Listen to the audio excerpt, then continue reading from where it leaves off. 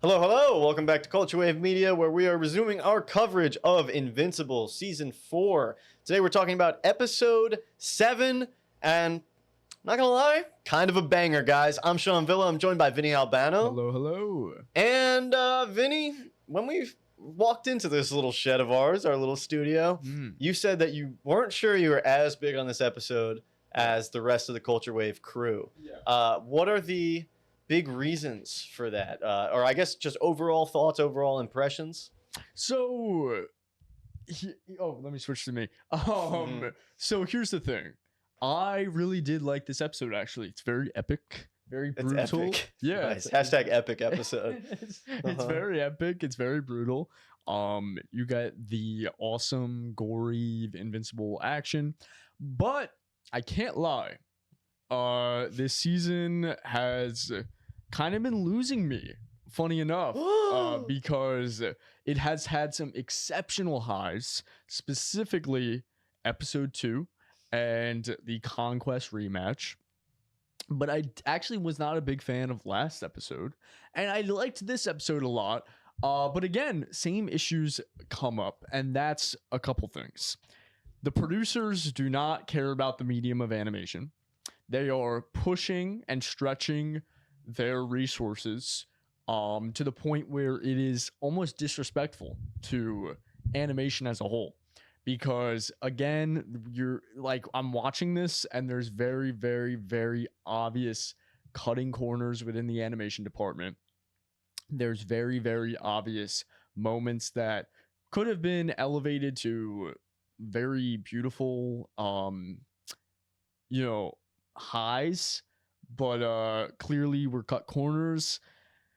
And my other issue with this season is season 1 took the comics and adapted it in a way that elevated the writing, where the pacing of the comics were very fast paced. There was no build up and payoff. But in season 1, we build up to that final Nolan reveal fight for so long, and the payoff is so emotional and so amazing. And now they lost that, and they're kind of going back to the point where they're adapting the comics very one-to-one now, where I think the pacing is really taking a hit, because we're having a lot of epic stuff happen every single week, which is awesome, but it doesn't feel as impactful, I think, as it should be, because the push and pull, the build up and payoff is not quite there for me comparative to season 1 and even season 2. However, this episode is really cool. It like I said, brutal, epic. We get Thrag doing some awesome Thrag stuff. The planet Viltrum exploding, it was something out of left field that I wasn't expecting, and was really awesome. Nolan, I think, is a character that is getting better and better. We're finally getting his redemption arc kind of coming to the full, and there is still a lot to love about this episode. I say those critiques, but not as, oh my god, this episode is trash. Like, no, this episode is still very good. Yeah. I think that the season 1 standard is incredibly high. Yeah. I don't think any season of this show is ever going to be as good as season 1, and I've kind of resigned myself to that opinion. I would love to be surprised. I would love to be proven wrong, but I think it's a matter of two things. It's both things that you touched on.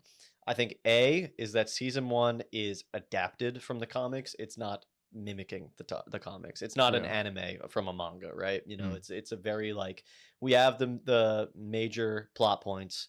We know where this is going to go. We know the season arc. We're going to rearrange everything to make that arc work and build like a really climactic finale.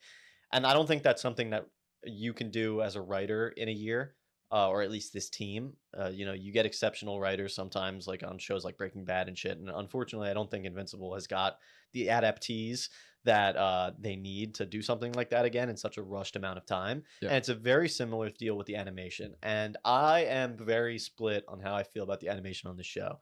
Because on the one hand, I think that people are just ragging on it for no reason. Like, yes, it's not as good as season 1. It's not as good as it can be. There is corner cutting, and all of that is super valid.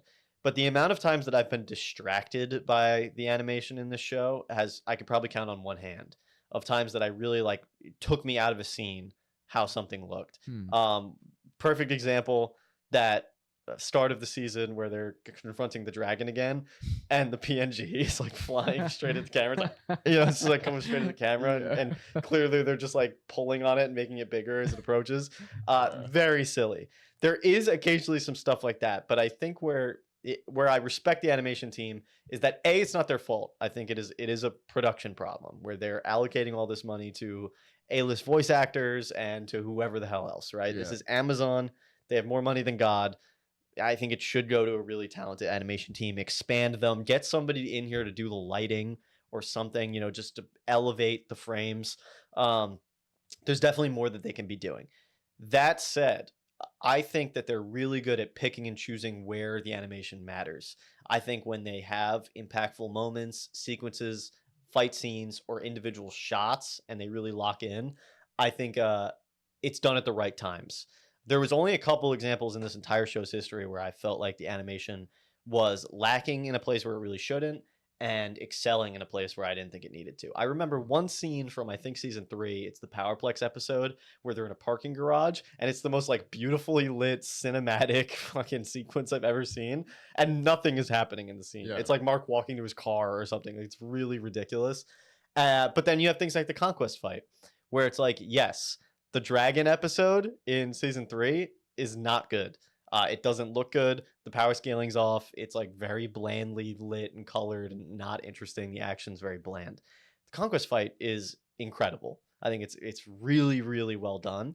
And while I don't think that this episode has like that huge scale and in-depth animation and brutality that maybe like some of the show's highest highs are hitting, I think for being essentially 45 minutes of a fight scene, there's some really, really memorable shit in here. And I think a lot of it revolves around Thrag and him Yeah. paying off this, for lack of a better term, aura debt that he has had for the past couple episodes. I think he really comes into his own and has made himself, I think, somewhat iconic in the same way that that Conquest fight made Conquest iconic. Someone who kind of came out of nowhere. Nobody really had that many expectations for him unless you had read the comics or heard about the comics. Hmm. And yeah, man, I think his introduction here, his official introduction, is really, really cool. I liked him a lot. So how do you feel about Thrag in this episode? I think that's the big talking point of Thrag finally getting to show off the kind of fighter and Viltrumite leader that he is. Yeah, I do like his character. I like the impact frame when they That is a cool impact frame. Yeah, it's really badass. And I like that they really show. I think this is the first time. Actually, no, I shouldn't say that because the power scaling is fucking dog shit in this show. Yeah, it's not good. all over the place. But in this episode, looking at this episode in a vacuum, the power scaling is quite cool because Thrag, oh my god, like no one can touch this dude. Literally no one can deal a scratch on him. Like even with using full power, multiple Viltrumites teamed up on him cannot deal a scratch. This dude can decapitate other Viltrumites in a second. Full powered Viltrumites, right? So that is my favorite part about Thrag. That begs the question, how the hell are we going to defeat this guy? Yeah. Are we going to use the virus that they were talking about that wiped off 99% of the Viltrumites prior to this? Like, are they going to reprise that in some sort of way, right? So that is what's really exciting for me is how do we kill Thrag? If we kill Thrag. Do we rehabilitate him? But I feel like that's going to be impossible, right? With the type of person he is. And it definitely brings a lot of questions. That's the most exciting part of it for me. However, the more I do talk about this again, it does bring up a lot more like bad questions when it comes to the writing, because it's like here's the thing: the world building in this show is really not as great as I think it thinks it is, right? Because as I'm watching this episode, I'm questioning, okay, we only have 40 Viltrumites left. How the hell do they even operate a society? Like, how does Viltrum even operate as a society Right, like it has a with city and a giant planet that they're all like, yeah, what are they doing there? even with the like the ideologies and like they would still be cavemen in the real world, even with how powerful they are, because that's not how society is grown, right? Like when there's no collaboration at all and everything is just completely determined on strength. And even like the purge kind of makes no sense to me, because like it's like we have to rid out the weak in the streets of Viltrum, right? And we get the Mhm. flashback this episode that Thrag was the one that ordered this purge. But what does that even mean? Like, how do you even determine who is weak? And then with the people, the Viltrums that were left as like the strongest, how do you determine that they are the strongest?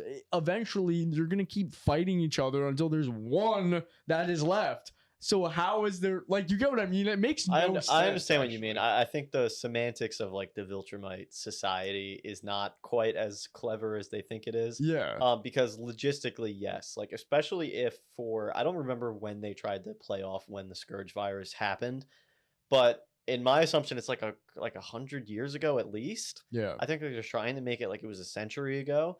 So it's like we've had 50 Viltrumites for this long, and like all they've done is like just send out these envoys, like one to every planet, and like yeah, it's very strange. It makes more sense to me that they were a collective of like a billion Viltrumites, because then what do you do? Like they come to your planet, they're like, we're gonna take your shit and your technology, and if you don't, we're gonna kill you, and you have no chance, right? So it's like I can kind of wrap my head around that, but I think ultimately I like the Purge not for what it does for like the world building, but for what it establishes about Thrag. Um, he plays to me as some kind of like Homelander, but the best parts of Homelander. We Yeah. just did the boys review. I think Homelander's kind of gone off the deep end in his characterization. Thrag kind of comes off to me as someone who is like very outwardly, and I think this is what they were going for in the performance, which I was Mm. critiquing last week, and I think Hmm. I'm reading a little bit more into kind of what Lee Pace is going for here, where his like inside voice when he's by himself is he's someone who is very attached to this man that died, this mistake, right? That he couldn't protect his emperor, and that he really, really regrets this, and he has this rage and this drive for revenge. And I think the way that he's projecting that is like total strength, because I can't let this happen again. Like we all need to be so fucking strong that there's no chance that anyone can like hurt me again. Yeah. That's kind of like what I got as the core of this guy from this episode. And I think the way that he kind of projects that is just like, we are the superior people and there's nothing that you could do about it and we're going to rule you, is like immediately established to me as like a way for him to protect himself emotionally. And I think that's really quick characterization, and it's compelling to me in a way that I think many shows can't do that quickly. I'm Mm. already kind of like on board with this guy and this like split persona that he has as like someone who does seem a lot smarter and perhaps more emotional than he's letting out. Yeah. And then juxtaposing that with this like, cool aura farming, I can rip your head off in half a second, like Instagram comments character, right? Yeah. Like he's so cool, he's so powerful, like I think it's a really, really compelling dichotomy going on with him. And I really like the way that they present him in the action scenes.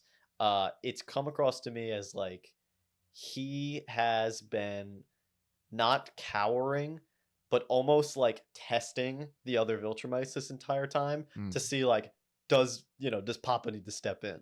Mm. Like, can you guys handle this or not?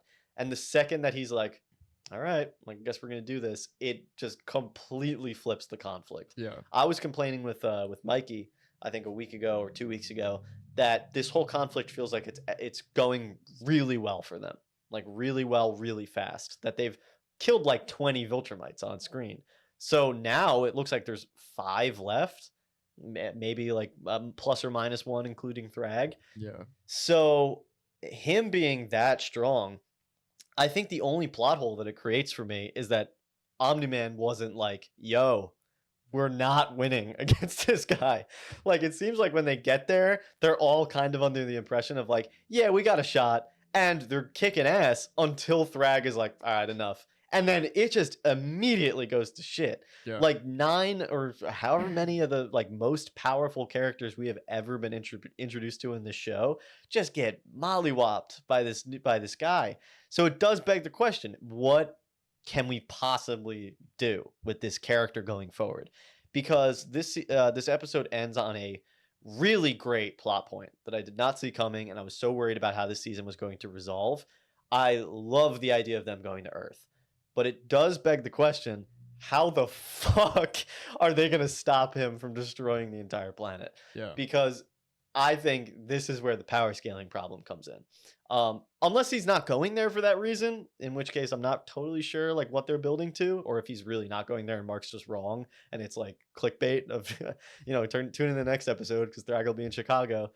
But it does lead to a very interesting place of, all right, everyone's going to be back on Earth, and like the actual like big bad of the show is on Earth. He's still going to be the central villain. He's not some far off threat that we'll send the Viltrumite in at the end of every season to remind the audience that the show is cool. And in the meanwhile, he's fighting, the lizard or whoever the fuck. Yeah, the Lizard King. Yeah, the Lizard King, the Mummy. Yeah, I don't know. I think you were talking about like this season overall, and that it's been kind of weighing on you, and like you're not enjoying it as much as I think the rest of us are. I have to say, I find it immensely refreshing being away from the Earth bullshit for a couple episodes. I think actually progressing the plot and dealing with Viltrumites, which are far and away the most interesting part of the show for me, is really nice. I miss Cecil. I miss Eve. Like there are some characters on Earth, Debbie, that I really like am attached to. But you have to acknowledge that like the day by day plot, episode by episode plot on Earth is, for me, way less interesting than what's happening here. Yeah, no, I agree with that. I said this in a previous episode that I love that we are getting back to progressing the plot, like Viltrum, like all of this, right? Yeah. But I still do think that there's a lot of room for the TV writers to fix things from the source material, right? May it be the pacing, may it be like these inconsistencies within the world building, and also like give the studio more time to fix that, give the writers more time to fix that, give the studio more time to adapt this material into something better. Yeah. I feel like even a lot of the choreography is the same exact choreography. Every single fight in every single episode of the show, same exact choreography. Maybe you'll have a cool death that is like, oh, we ripped this guy in half instead of decapitating him, right? But even then, it's like, you know what I mean? Like, I'm getting a little bored. Like, it's the same like punch. Yeah. Big punch. I'm getting a little bored of the Viltrumite karate chop. Yeah. Yeah, exactly. Like, so that's where my complaints come in. I think a lot of this can be, I don't want to settle for like, oh, it's fine. Mm-hmm. You know what I mean? Like, because it is the source material, there's so much there that can be incredible. And we've seen this show get to hot, even in this season, we've seen the show get to incredible highs. But there is opportunities to keep that high consistent throughout the whole season. And I know that sounds really negative for the audience. I know this show has extreme dick riders and extreme glazers that will already be, but it has a lot furiously in the comments being like, you don't understand what you're talking about. Right? Stop pausing. That's a good way to refer to our lovely audience. There's a bunch of keyboard warrior nerds complaining. Sorry, guys. I got too heated. I got too ahead of myself. I apologize. But I mean, I think there's a lot of haters for this show too. I think every episode that goes by, no matter how much of an improvement or how much like there are some great story beats in an episode, you're always gonna get the people that are finding that one frame of like, Mark's face looks weird in this shot. Like, are we for real Invincible? And like for me, the story of what's happening right now and the plot and all of these characters that I like that are together and progressing, and we're finally introducing the big bad, and these major events are happening, and I'm getting like emotional big emotional beats of like, fuck, did Omni-Man just die? Did Oliver just die? Like these great moments. They're not ruined by the animation just being fine. In a perfect world, do I think it could be better? Absolutely. Do I think it's reasonable that it could be Yeah. better and that we're not like asking too much for it to be improved? Absolutely. I think there's a lot of valid criticism there.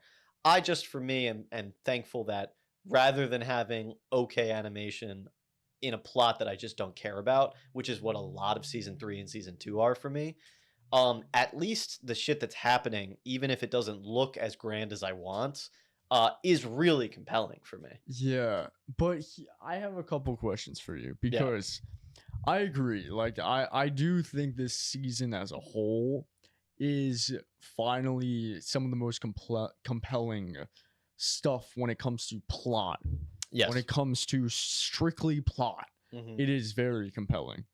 Um, but I do think it takes a hit when it comes to character stuff and even emotional beats. Because I'm gonna have to disagree with you, like with the whole like, did Omni-Man die? Did Oliver die? Like these character emotional beats. No one dies in this show, and Yeah, that's true. even when Omni-Man gets like fucking ripped in half, and Oliver gets his arm ripped off and his jaw ripped off, I felt nothing Mark because gets his guts rearranged. that was a little bit more like because of how visceral that scene was. It did play with me better, and Mhm. also I am more emotionally attached to Mark as a character, so that scene definitely did play more with me better. But then again, that is another scene where you don't have to have him die, but at least have some sort of permanent takeaway from that moment of like, holy shit, Mark now Mark now has to deal with a huge hernia. Yeah, they should have No. done that. That should have been the whole episode, actually. That would have been a more in-depth character study on Mark. He goes, I just Yeah. can't sit down anymore. I just can't sit down. Yeah, No, but you get what I mean of like I do. I like understand. when Oliver got his jaw ripped off, I was like, he's not dead, and he's not. He's in a healing tube. He's all Right. right. Omni Man too. I was like, he's not Protein dead. He's tubes. fine. Again, 5 minutes later, he's fine. Mark getting his guts disemboweled. That again, like I said, played a lot better for me. But again, they should have had some sort of permanent takeaway. May it be Mhm. something physical, something like that mental, that we see in Mark of like, cause that's traumatic. Imagine you getting your fucking guts disemboweled like that. Yeah, yeah. That was And pretty unpleasant. yeah, like we should have some sort of development there instead of just hopping right back into the action and moving on right to the next. Let's jump right back into the next big epic, right?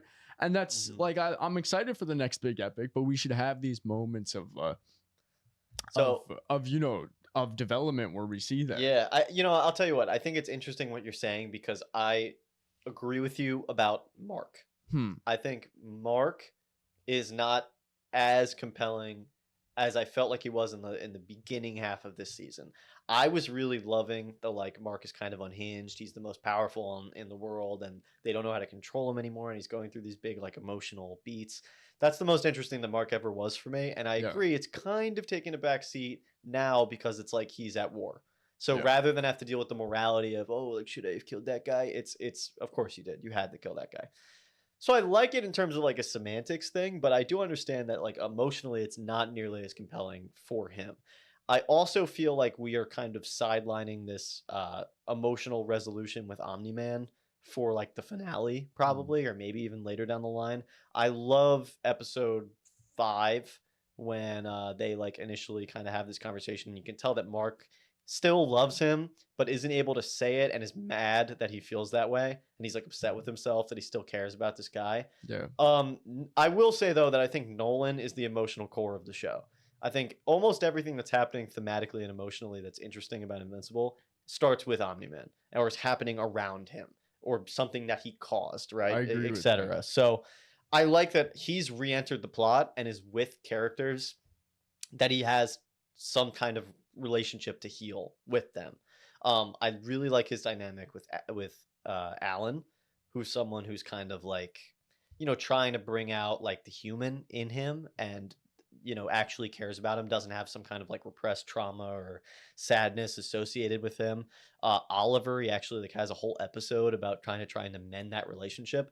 And I think the only person that he doesn't really have it with yet is Mark.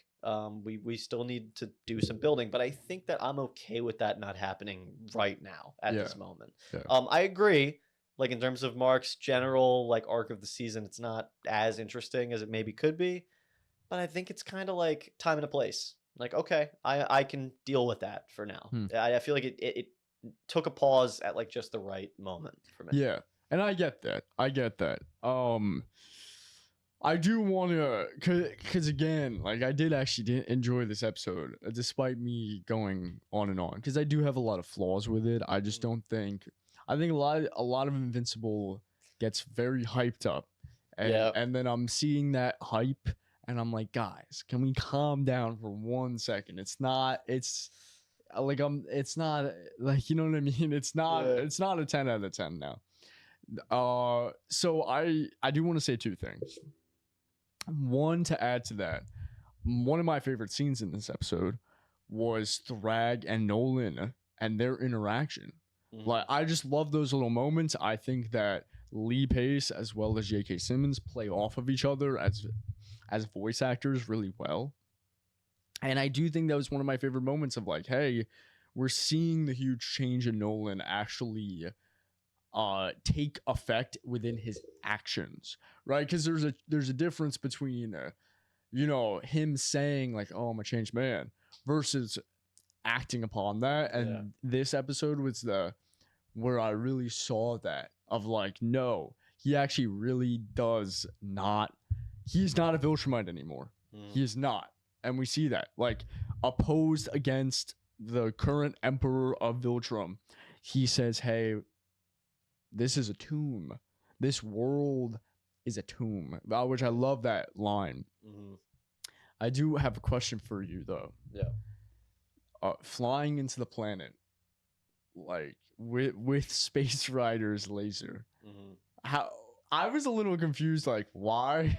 Like what? Okay. Like I don't like. Okay. Yes. I'm also not like a planet person. So can the core of like a planet be like destroyed with physical force? I don't know what the core of the planet I don't is know. made They're out fucking. of. They're ripping each other apart in space. They're flying around in space. I don't know about like the semantics of the planet. Really bugged me. I mean, the Yeah. one thing that was a little strange That to kind me of is bugged like, me. I can't lie. I mean, I guess like the laser Yeah. going through the planet, you would think like, okay, well, if the laser can go through the entire planet and there's a hole, like the hole from the U.S. to China, kind of Yeah. old childhood thing, then like maybe that would blow up the core of the planet or something. I don't know.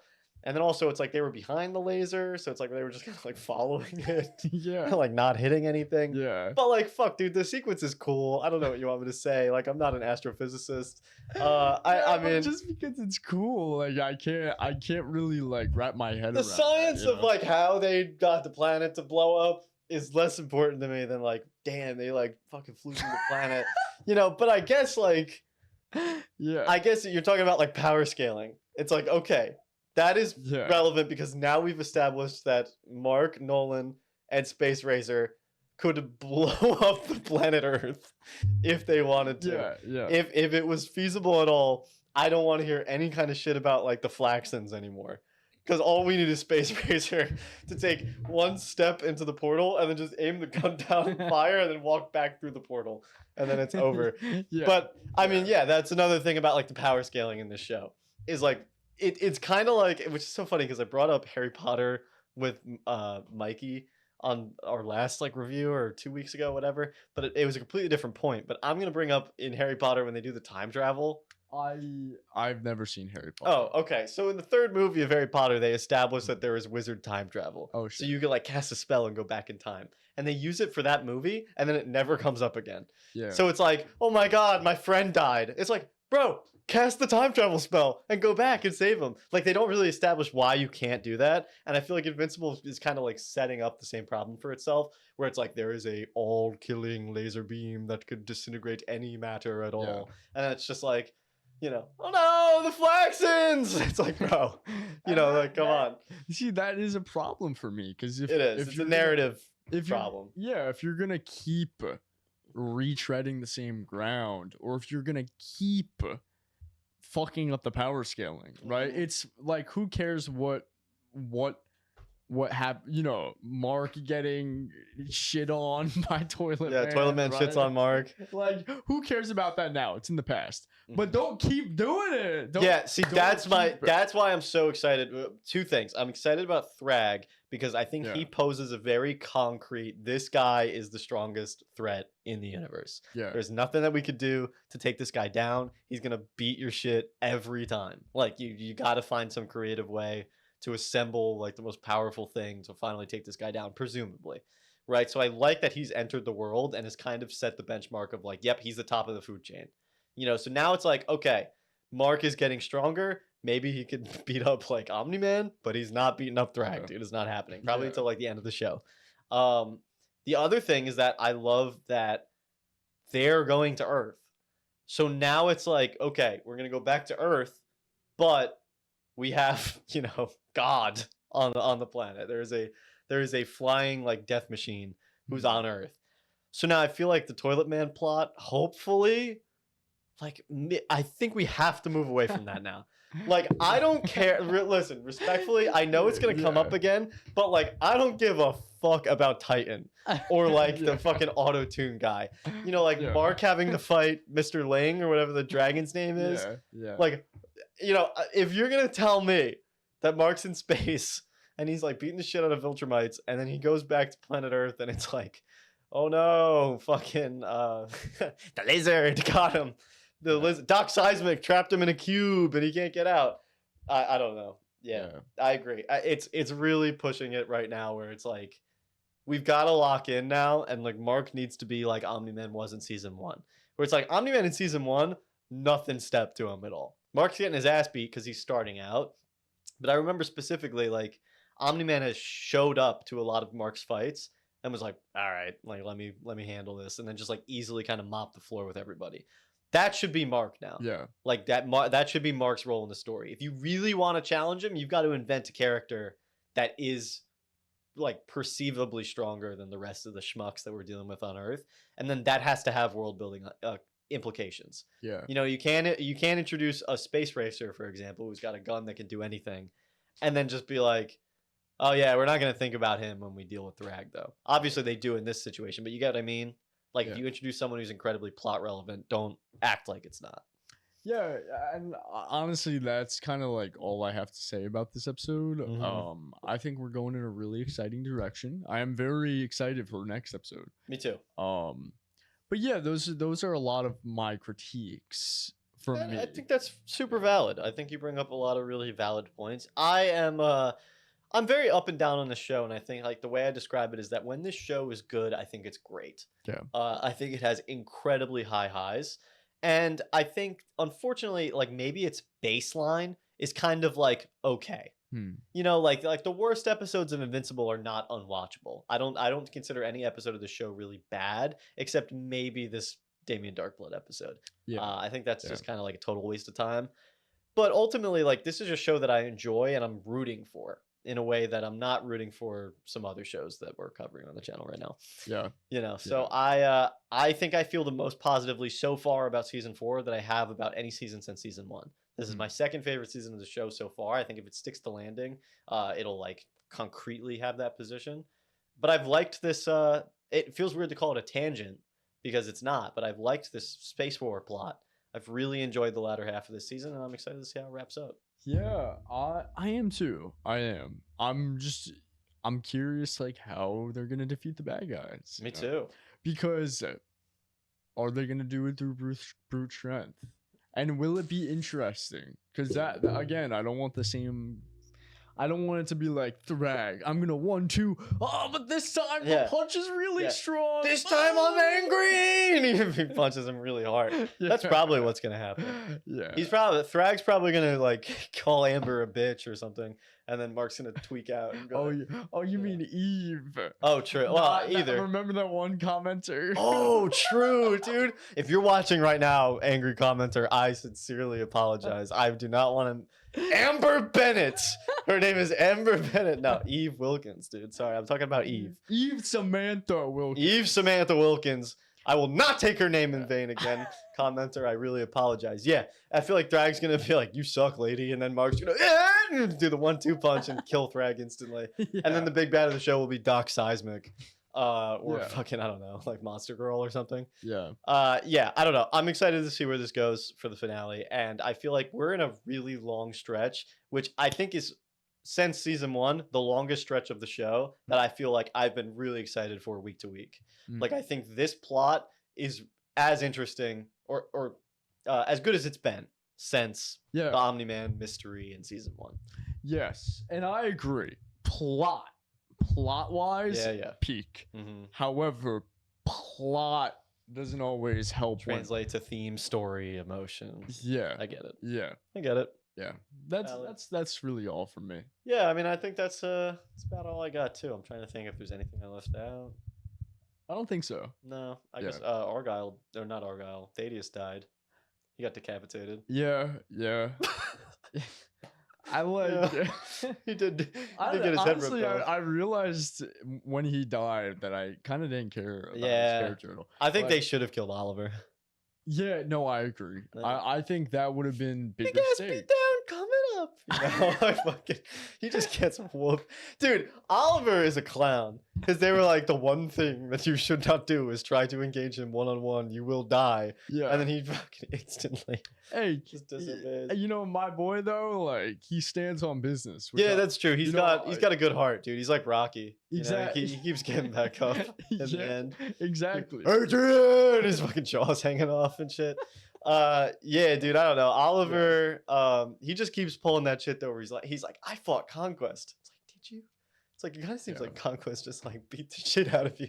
Yeah. Is what happened, you know? That would be Yeah. like if I like went to school and then it was like a huge like 6'8" bully and he like kicked the shit out of me and I'm like, yeah, I fought Bryce. You know, you'd be like, no, he beat the fuck out of you, Yeah. actually. That's kind of what Oliver's character is. Yeah. But yeah, anyway. Or do you think Omni-Man should have died in that moment? No, because I think Omni-Man has some more stuff to do thematically. Yeah. Like, I don't know if we've reached the pinnacle of Omni-Man, like, as a character, his potential. I think he's been so interesting for the entire show that, I mean, I don't know, it's hard to say because I think once you get to a point where you're like, wow, this character is really resolved and he's not dead, it's usually like, we're just like holding on to him for fan service reasons. So like, Yeah. maybe if after this he's not as compelling, like I could see that being like, maybe he should have died there. But I don't know, he's got a lot of Earth stuff to do. You know, he's got this relationship with Debbie that's so fascinating. He still has a relationship with Mark that I think hasn't concluded or like hasn't mended yet. I want to see him talk to Cecil. You know, like there's so many like good things. Speaking of Cecil, dude, I think next week, last episode for Cecil. Yeah. I hope he dies. Cecil should die. Yeah. He should die a cruel death. Yeah. They should up the animation budget for just like Mark punching him through the head, and it should be like at 90 frames per second, like the most hyper realistic It fucking just punch cut to ever. like a live action. live action Cecil like head exploding, like SpongeBob cutaway. You know, like somebody like shooting a watermelon. Yeah. That would be sick. I agree. Yeah. All right, we're rambling, dude. Sorry, audience. Yeah, you probably could have clicked off 10 minutes ago. But yeah, I mean, let us know what you thought about this episode. I feel incredibly positive about it. This is one of my favorite episodes of the show, if I didn't already say that. It's at least top 5. So if you thought so, leave a comment below. Let us know why. Let us know if you disagree. How do you feel about the animation? How do you feel about this coming episode? No comic spoilers, but do you think there's a promising future ahead for this universe? Yeah. And yeah, with that, I've been Sean Villa, And I've been Vinny Albano. and we'll see you around. This is the culture.